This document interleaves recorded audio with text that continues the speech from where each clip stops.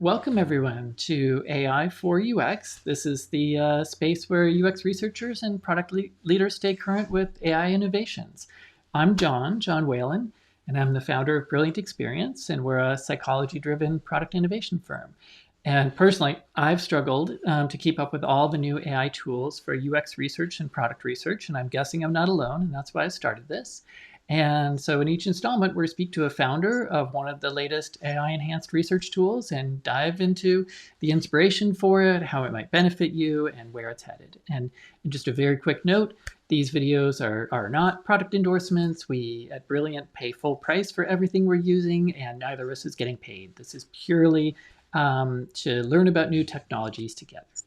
So, with that, let's get started. So, let me introduce our founder for today, Vlad. So, Vlad Racoare is the co-founder of Research Studio, and that's a tool that transforms complex data into actionable insights tailored for product and UX designers and UX researchers. So, Vlad, thank you so much for agreeing to do the interview and talk to us. We're delighted to have you here. Hi, Ann. Pleasure to be here. Thank you for inviting me on. Exciting times with completely new technologies. So glad to be able to speak about this. Cool. Well, let's actually, and with that said, let's dive right into your particular product, Research Studio. So maybe you could just tell me a little bit about who the target audience for your product is, and kind of the pain point it addresses, and how you try to help with that with your tool. As a product designer, I obviously have to work with a lot of data. So that's the case at my current job right now. So when you have to deal with a lot of data coming from a lot of different places, it's very easy to start to be a bit sloppy with your analysis and to leave behind important details or important insights. What I did at the time was a way to use ChatGPT, which was the trendy tool for the moment, Mm-hmm. to analyze my data, give some proper summaries, proper insights, all the things that you need in order to kind of move on with your designs and to be able to iterate through them. So that's basically the story of Research Studio. It was a job need, and as I was building it, I realized, well, I build it for myself. Why not build it for everyone? Um, so yeah, that's mainly the story how this product was created. Yeah. And naturally, this is called AI The- for UX. Maybe you could explain to us just sort of how these sort of AI or machine learning is sort of integrated into your tool. This tool, in a way, might seem complex, but in many ways it's not. We use AI for a few different things. One of them is to basically store the data and retrieve the data. When you need an answer, you don't want to get all the data, you just want to get the relevant data from your documents. The second thing that we do is use these large language models to analyze those chunks, basically, of data that we retrieve in order to Hmm. apply certain methodologies to it. For example, we have 5 participants and we want to generate an average persona and understand what's the average between all those people, or we want to have actionable insights. We simply want to Mhm. run through their statements, understand the sentiment of the state, which is something that basically large language models are specialized into. They Mhm. do very well with data extraction, mainly text extraction and classification of many different kinds, which, in a way, this is basically qualitative research. Well, it's not just that, but it's part of Mhm. the deal, which is part of the things that AI can do objectively with a much, much bigger speed and efficiency. Just think about extracting some user statements downright from a 40-page long transcript. That takes a while. AI can Mhm. run through them in, I don't know, our top, like the slowest speed that we had so far was like 79 seconds Mhm. for a huge Yeah. document. So that's a Right. huge speed boost Okay. from by default. And so, ideally, how would you want? So if I start using Research Studio, how should I think about using it, or how might my work differ now that I've got it? For qualitative research, let's try to use a real life scenario. You Mm-hmm. you want to take 4, 5, 6, 7 interviews around that space. Those are the golden numbers, and you run through each interview and understand it in a second. You don't want to go through all the transcripts. You don't want to start analyzing the videos. You don't want to do all that. You just want to extract and classify and separate your data based on categories, different categories, as fast as possible. The way Research Studio works is basically it gives you a boilerplate, a template of all those things, and of course it allows you to change them and remove and add things to it. So it's basically like a template powered by artificial intelligence. The way your work changes now is that instead of coming back home if it's an on-site interview or just closing the recording and go through the recording, is now upload it to a tool, have all those insights, do your due diligence, and try to Mm-hmm. remove, add, change things accordingly, and use an AI assistant to basically answer your questions. Like, for example, maybe the first analysis wasn't that great, or you feel like something is missing. Now you can simply chat with an AI and have those questions answered in a second. That to me alone, it's a big change, because now I can basically validate everything in a recording without have to just look for the answer. Yeah. And that can happen even if you decide to, for example, want to do a rough analysis and have like 3 interviews stocked into one research there and do the analysis over the all 3 of them. And then you still have this beautiful question answering machine, but at the same time you have automated widgets for each possible need on your qualitative research. So basically it's a drag and drop mechanism. I need insights, I need statements, I need a persona. But more than that, we are also trying out to tap into the space of um maybe improve your research. So one of the widgets that we launched recently is question analysis, and that's not meant for a user research report. It's meant for the researcher to take a look. Hey, do I have like a lot of leading questions? Let's take a look at the question. Was that Mm-hmm. meant to be a leading question? Did I make a mistake and I was supposed to have an open-ended question, for example?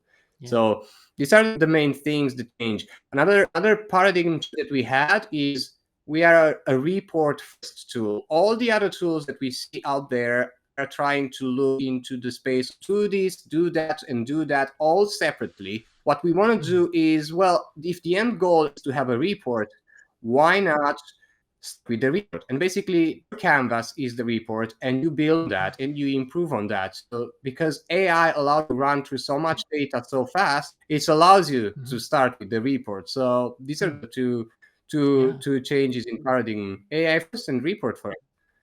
Well, given all that, I mean, now I'm sure that our viewers are like, okay, well, what does this look like? So, could we go ahead and you can show us what you mean, and you can kind of talk us through it? So, think what sort of like scenario are you thinking about, and I'll work on sharing your screen. Of course. So I have a few interviews paired. Actually, they're interview notes, not transcripts. They also work very well. About a mobile healthcare app where you could basically have a doctor coming at home based in an app. It's an interesting. Yeah, we had a while ago. We took a few interviews. The idea didn't materialize, but it's a cool use case. So from the start, when you go to Research Studio and from here, like if it's empty, it's going to show you a button. It's not going to be very difficult. So you have to create a research.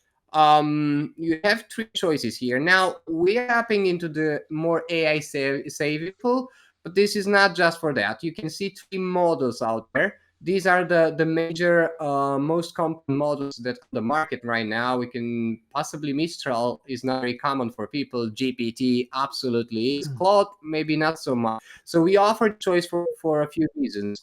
One, maybe you want to run Mm-hmm. your analysis to these AIs, which is fine. Two, maybe one of them is off, so you can switch to the other. They're Mm-hmm. all very competent. And three, it's basically you could even run comparison between all that. So do the same thing. Like Mm-hmm. we prefer Mistral because based on a lot of tests we've done with different kinds of data, we found that it's the best balance between efficiency, objectivity, and speed. All right, so Yeah. we don't do much here. Can what we can do is gonna say let's say healthcare app, healthcare mobile app. It really doesn't matter. It's just for you to kind of have a way to identify your research. Uh, and the description field, you can basically, if you want the AI to be focused mainly on something, you can use description field, kind of guide it through. But we don't want that. Ideally, it's a streamlined process. So let's not do that, and let's let the AI choose. So the first thing you're going to be faced here with is this upload interface, right? Um, it's connector that allows you to connect different types of storage services. So we have Dropbox, we have Google Drive, OneDrive, even Web Scrapper. Like if you bring data from web, Mm-hmm. that's Oh. doable, but it has to be public data, of course. Mm-hmm. So, so the most common thing that we see in app is uploading files, because a lot of researchers do take notes, so they don't really want to rely on transcripts, because having more compressed data, it actually runs better. So let's take these 5 interviews. I might be wrong. There might be 4. Might be that one is on the 2 pages that we separated. Might be wrong. I don't know. But doesn't matter. That's the whole point. Let's see what it does. So this is one thing that is going to happen. Of course, we need to wait for the upload to happen, and we're going to wait for the initial analysis.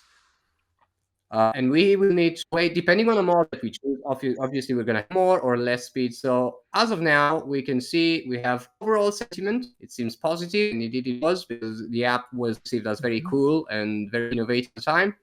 Again, it didn't happen for different reasons. So right now we can see we have like insights categorized based on exclusively UX research tags, and we are looking at pain points, feature requests, usability issues, all those kind of things, in user needs. We are going to build a lot on top of this. Obviously, this is just the beginning. So let's take another look, and let's see. Let's analyze the statements. Let's just have a statement analysis. Let's just run. Okay, this is going to be a bit slower, because it really wants to go through everything before it does the selection. So you have to wait. And these are Vlad. These are As you can statements. see, we have all this kind of. Oh, so sorry. I was just going to ask Vlad. Are these statements from the users, or are these statements, like I guess, from the moderator as well? No, there are statements from the user. Yeah. Okay. Cool. The classification of a statement in the way I work with user research is basically, it's something obvious but is direct and it has an application. It differs from an insight, which is a conclusion based on statements and quotes and all that. So the insights are basically more of an aggregated form. So the statements are actually, we translate them in English, because our interface right now only works in English, but the content you upload be in all the languages supported by the models. So that's not a problem. So as you can see in here, we have a lot of neutral, some positive, some negative statements. The whole process was time consuming and frustrating. We might see that this doesn't seem complete. So what we would do would be, let's ask the AI more. Hey, the user said the following. Can you give me a bit more context on this? And we'll say please, just in case AI takes over the world. And we're going to let the AI, we're going to run the retrieval system. So the user found the process of organizing home healthcare for their father time consuming and frustrating. So then we can either change this and complete it. Maybe it's not negative necessarily, maybe it's neutral. You can choose mixed, whatever. Or if you want to be lazy, you can just add it to your research like this, and you'll have it over here. We also have this concept of broad and context knowledge. We understand that researchers don't want the AI to hallucinate. So it's a very, very complicated thing to do, but it is doable with the right prompts and with the right trial and errors. So we achieved a state where we can say, well, you know what? You can ask questions only from the context by default, or you can allow you to use broad knowledge. So if I ask, for example, what are some UXR methodologies that I could use on top of that, I use broad knowledge, so the AI can bring its own knowledge into the mix. Cool. So going forward this, let's not go too far. Let's say a persona, and the persona generation, it's a bit easier because then, as I told you, we retrieve the relevant information. Right now the AI is looking, okay, I need people, so we have the title that is not specified, we have some estimated age that is around here, but we can look at the background. Jordan has had a personal experience with organizing home medical family members. We can see insights, pain points. So this is an aggregation. On our Mm-hmm. future iterations, we will allow multiple personas because we know that is necessary, and we'll allow editing everywhere. Right now, editing and changes are available for insights and statements, which were like the most requested. Mm-hmm. Obviously, we'll push forward because we want this to become like a research canvas, not just a cool AI tool. Is start with AI, finish with whatever you want. Mm-hmm. So let's take another look. I can just discuss these other widgets, which, by the way, there will be more in the future. The whole UX of this tool is basically, I don't want to dictate you what you need and how you want to proceed with your research. So I'm offering you some out of the box, well-known standard methodologies. You put them on the screen in whatever combination you want, and you decide how your reports like. And for whatever we don't have, you can make a request. You can help the AI make it for you. So another cool thing, for example, for our AI assistant, like, can you give me a complete list of the participants slash users in the context? Output a data, output a markdown. Let's be specific, markdown table, and please include the names. And we do that. And another thing that AI can do, and these large language models can do, is they can spit out markdown. So we can see an interview. This can happen. It doesn't. It means that they either name themselves in the interview, there was no question about that, Mm-hmm. or the AI couldn't find that relevant information. Our goal is to have, in the worst case scenario, incomplete information, but no way have false information. Mm-hmm. So I don't care if the AI doesn't find something, because in worst case scenario, go in and find it yourself, or repurpose your prompts and try to say it differently. But I never want the AI to make up information. That can be, in some instances it cannot be noticeable, but in some other instances it could drive your research in the wrong direction. So that's something that we don't want. Mm-hmm. So here we go. We have the response here. So without further ado, because I don't want to drag this too long, we know what user journeys are. We know what competitors can be. The question analysis, I guess that we can drag this over here to have a look. But this is a different widget. This is not a widget for your reports that you want to present to your stakeholders, for example, or to your customers. This is something you, as a researcher, want to take a look at. So basically, what it's doing is extracting every possible question from the context, and it's going to try to tell you the type of question and what kind of category this question is on. So you can see we have a yes or no question. You know that in user research we don't want that. So I'm going to take a look. Oh, good day. My name is Alex. I'm a UX researcher for a new mobile application. Do you have time to answer a few questions related to the topic? It's a yes or no question. This one is fine. It was meant to be this way, but this allows you to basically go through your questions and try to think, have I done anything wrong? Maybe I could do anything better. Either way, I'll take this one out. By the way, it's saved, so you don't have to go through this pain all the time. You put it back on, and it's instantly on. Nice. Uh, Mm-hmm. so you don't need to wait for the AI to do all the process every time. The last piece of thing that I want to show you for now is basically a quick to present and also to share with your peers. So by out of the box, we have everything that is on the canvas on the presentation. So we have, for example, the overview with the overall sentiment. We can look at the insights. We can look at the statements. We can scroll through the statements. There's no problem with that. Um, and um, and of course, with all the other pages like persona and the AI responses always come at the end. Uh, what you can do, this is like just that's a small adjustment. It's something big, but some people want that. You can obviously customize these colors and Mhm. everything you want, like the company, but you don't need to design presentation. That's not the purpose. It's just a quick way to present and to share it with your peers like this, and send the link, and others can go through the presentation without having access to your research canvas. Um, so yeah, all in all, I think these are the basics of the tool. More will be coming. One thing that is on the horizon right now is having like a prompt transcription service. So right now we support audio and video, but we have like a file limit Mhm. of 20 megabytes per file. That's nowhere near what a researcher needs when it comes to transcripts.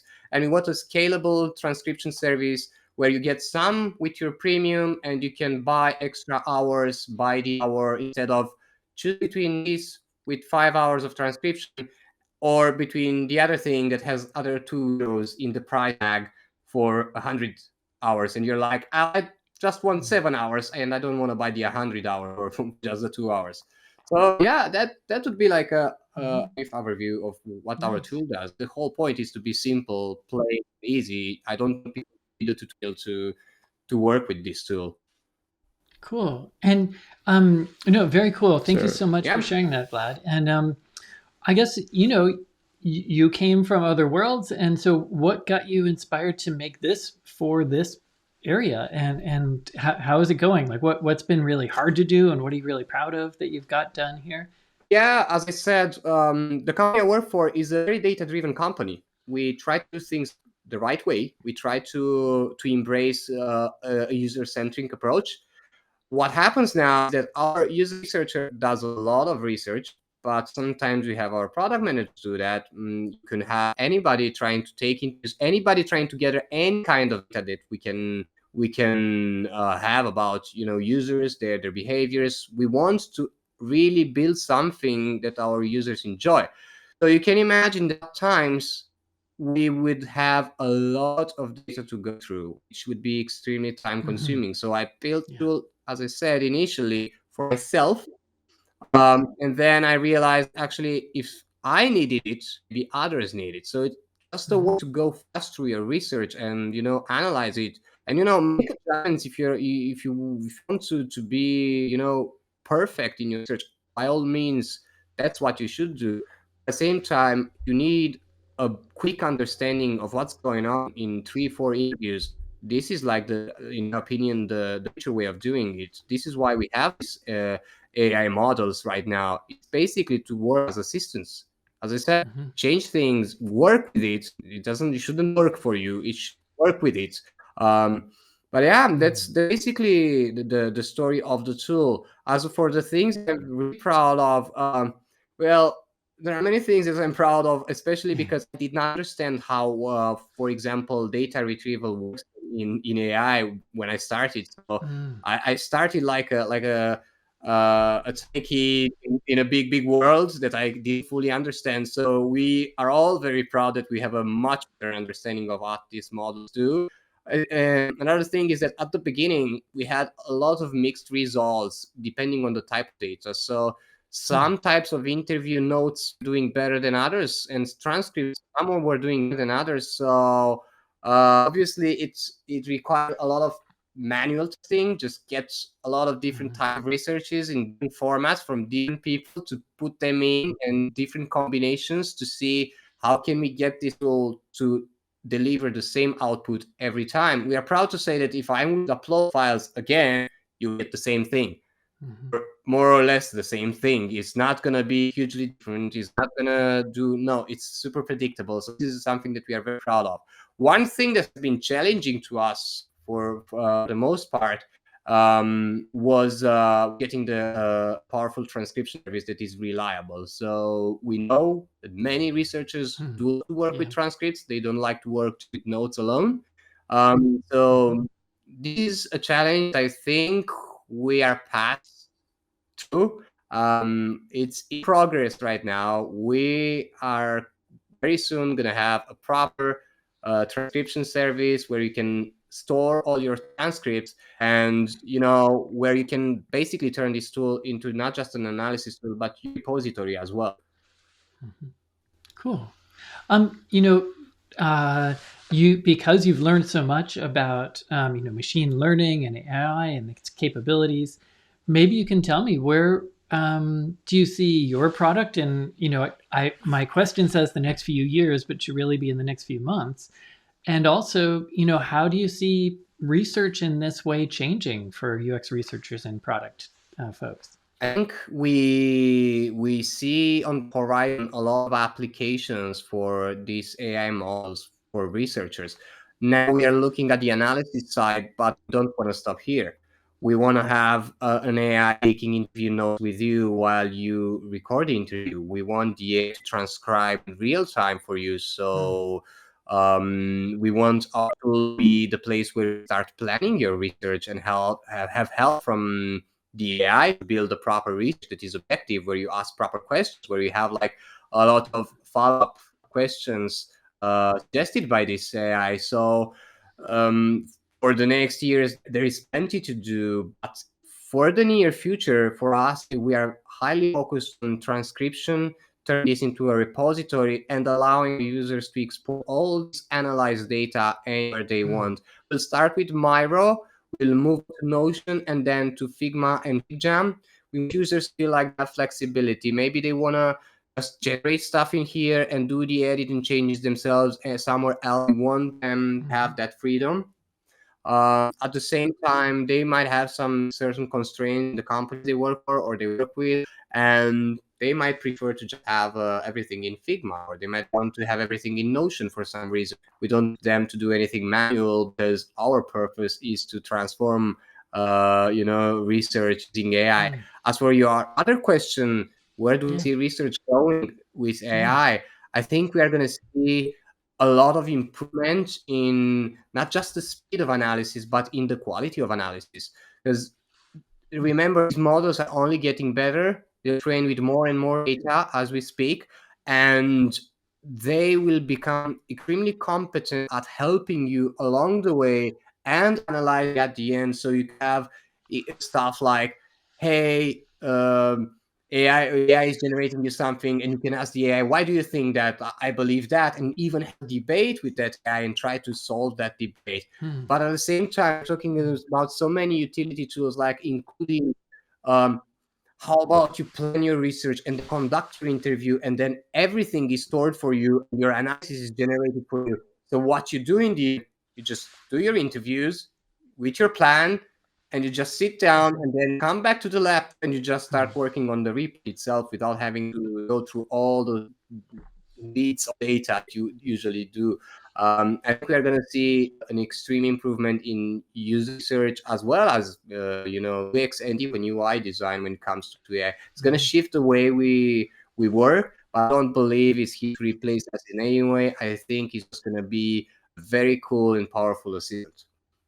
Cool. Well, I know it's really interesting, Vlad, and I appreciate your perspective and also what you've been able to accomplish. Just one quick question about your sort of vision for Research Studio. So, um, are you imagining that if so for example, in a research study I've done recently, I had 90 interviews. And so could I essentially, retroactively, I guess, these were over several studies. So I guess eventually could I bring together several things that were all about the same topic, and be able, the same sort of user cohort uh, I guess I'm thinking of almost like a meta analysis. Like here are 5 different studies about the same e-commerce tool, for example. What is it telling us about your product from these 5 different angles? A very good question, actually. The way we recommend the process to be with Research Studio is if you can to do it in real time. You have let's say one study, you have 5 studies, and you do one, upload it, analyze it. The same with the second and the third, and then at the end, the cool thing is that you can also do Hmm. a navigator research analysis where Okay. you can put everything in and analyze it. Now, for your specific question, if you have a gigantic context size, you might see that it could be a bit slow, but that not be the problem. You might see that the AI might skip a lot more information that you are okay with. So Mm, one thing that I recommend people when you have like huge, thousands of pages of studies, do try to break it up. You do that as a person anyway. You break Mm-hmm. things up anyway. Mm-hmm. So with AI, instead of breaking, between pages, you break it in every other 200 pages and analyze them separately. So I don't know. That would be an interesting thing to try. We do Mm-hmm. not allow the upload of 90 files on one research specifically for that reason, because if you add a gigantic context, you could start missing information that is vital. And within a big context that we support right now, but not gigantic, Mm-hmm. we can ensure that all the important topics are covered. Cool.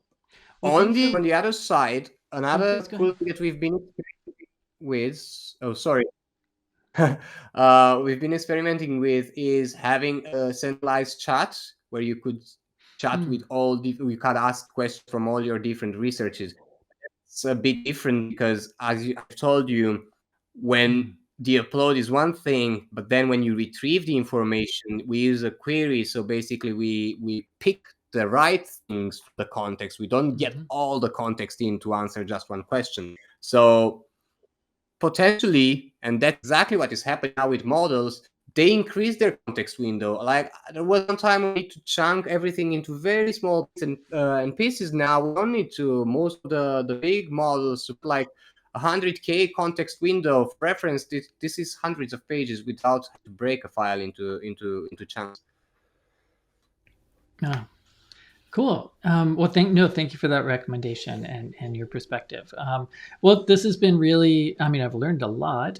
Both and thank you for creating this new tool and being willing to share it with the world. It's impressive. So actually, I did want to ask if people wanted to give this a try. Can you? I don't know if you can show us on your website or how would we go ahead and get started with this?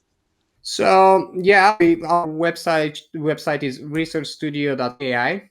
Um, Now we've been having a lot of updates, so this website is going to change a little bit to cover all these things. So you can just go here and say get started for free, and you will be brought straight to the app. So let's log out, for example, and you'll be faced with this. Right now we support Google sign-on, but this is not for long. In the next few Mm-hmm. days, we'll be launching a Microsoft login and Apple login. We are staying away from email password login. I know some people want that. Not in the near future. Not Mm-hmm. something that we are prioritizing in any way. So you come here. If you want to skip, go to the website part. It's just app.researchstudio.ai, and then you Mm-hmm. just use your Google account and you're in. Nice. You Great. start with a 3 days trial from the start, so no need to add a credit card or anything. So we want Mm-hmm. people to try. Some people work very differently than what we envision, so we don't want to have anybody make any commitment to us. Uh, Try it, see how it works. If it works for you, you can purchase the premium. If not, we understand. Very nice. Okay, well, thank you. And yeah, really, thank you, Lad, for sharing Research Studio with us. And actually, I think we should stop there. So thank you again. That's all for today. And thanks for doing this and keeping up with the latest for AI for UX research. Subscribe if you enjoyed, and let us know in the comments if there are other tools you'd like to see us feature. And wishing you all brilliant insights with AI.